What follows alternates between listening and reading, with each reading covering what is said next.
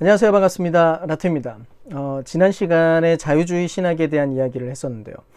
이 신학은 제1차 세계대전이 지나게 되면서 완전한 배척까지는 아니더라도 상당히 큰 환멸감을 낳게 되었습니다. 굉장히 많은 신학자들이 슐라이어 마우가 기독교를 종교 경험 수준으로 끌어내려 버렸고, 또 기독교를 하나님 중심의 것이 아니라 인간 중심적인 것으로 변질시키고 말았다, 이렇게 판결을 내리게 됩니다. 실제로 자유주의는 인간적 가치를 굉장히 중요하게 여겼는데, 그런 가치들이 대규모의 세계적인 전쟁을 낳게 만들어 버렸으니까 더 이상 그것을 신뢰하기가 어려웠던 것입니다. 바로 이런 상황에서 칼바르트라고 하는 신학자가 하나님의 타자성을 강조하면서 명줄이 이제는 끊겨버린 인간 중심적인 신학에서 벗어날 수 있다라고 그렇게 생각을 했던 거예요. 이 내용이 칼바르트의 가장 탁월한 업적으로 불리우는 교회 교의학에서 체계적으로 이 내용이 다루어지는데요. 이 책의 전체를 꿰뚫는 기본적인 주제는 그리스도 안에 나타난 하나님의 계시를 아주 중요하게 다루어야 된다는 것입니다. 어떻게 보면 칼뱅이나 루터가 강조했던 그 주제를 되풀이하는 그런 느낌이 들기도 하는데, 바르트가 가지고 있었던 창의성으로 자기 고유의 이론을 잘 다듬어냈고요. 그것 때문에 결국 시대를 이끈 아주 중요한 사상가로 인정을 받게 되었습니다. 어쨌든 바르트의 이 이론을 가르칠 때 몇 가지 용어가 사용되는데요. 하나는 평범한 바르트주의라는 말이 사용되고, 또 하나는 변증법적 신학이라고 하는 그런 이름을 가지고 있습니다. 이거는 바르트가 기록했던 로마서 강해에서 시간과 영혼의 변증법, 혹은 하나님과 인간의 변증법, 이런 표현에서 시작된 말이에요.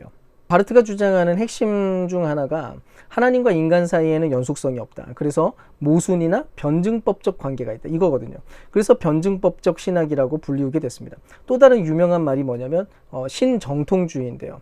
이거는 17세기 개혁적 정통주의 시대에 가지고 있었던 사상과 바르트가 가지고 있는 그 연속성에 착안한 그런 단어예요. 아무튼 바르트의 이론에서 가장 두드러진 특징을 꼽는다면 아무래도 하나님 말씀의 신학이라고 이야기를 할 수 있는데요.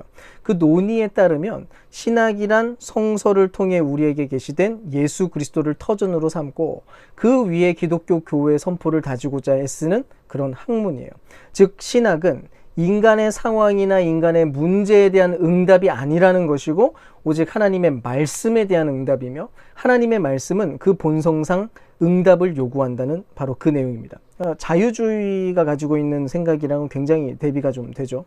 1930년대 신정통주의가 라이놀드 니버를 비롯한 여러 신학자들을 통해서 북미 신학에서 주도적인 위치를 차지하게 되었습니다.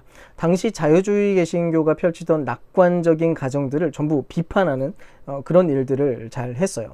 물론 신정통주의도 만만치 않게 비판을 많이 받았는데요. 중요한 비판 몇 가지만 제가 좀 소개를 해드리겠습니다. 첫 번째는 바르트가 하나님의 타자성을 강조했다고 이야기를 했잖아요. 하나님이 인간과 불연속적인 존재라고 하는 바로 그 내용. 그러다 보니까 부작용이 생겼어요. 하나님이 너무 멀리 계신 존재처럼 그렇게 느껴져 버리게 됐다는 것입니다.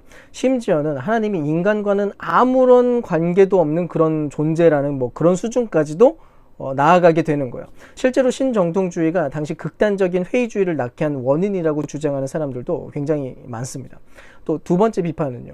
하나님의 계시만 근거로 삼는다는 이 말이 그냥 듣기에는 굉장히 거룩해 보이는 그런 말인데, 사실 이것이 논리적으로는 단지 순환 논증에 불과하다는 사실입니다. 왜냐하면 계시 외에는 어느 것으로도 이 말을 검증하는 게 불가능하거든요. 신정통주의를 외부적인 무언가에서 입증해 줄 만한 확고한 판단 기준이 없다는 것입니다.